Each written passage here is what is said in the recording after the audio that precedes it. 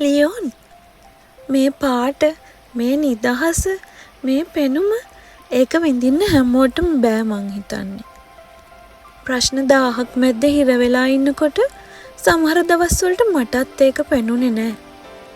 හැබැයි ඒක තැනකදී අපි සෝබා දහමට අහුම්කම් දෙන්න පුරුදු වුණොත්, ඒ කියන්නේ මේ සෝබා දහමේ ලස්සන විඳින්න පුරුදු වුණොත්, අපි ජීවත් වෙන මේ ටික කාලේ හරිම ලස්සනට ගෙවන්න පුළුවන් වෙනවා ලියෝන්. මෙච්චර ලස්සනට තියෙන සෝබා දහමකට අපි එන්නේ බොහොම ටික කාලෙකට.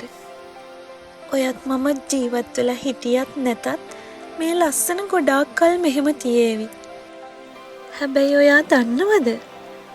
ජීවිතේ ප්‍රශ්න ගොඩක පැටලිලා මට මාවත් හොයාගන්න බැරි වෙච්ච වෙලාවක මට සැනසීම ගෙනාවේ මේ සෝබා දහම ලියෝන්. ඉතින් මං හිතන්නේ මේ මට ලැබුණු හොඳම ඖෂධය කියලා.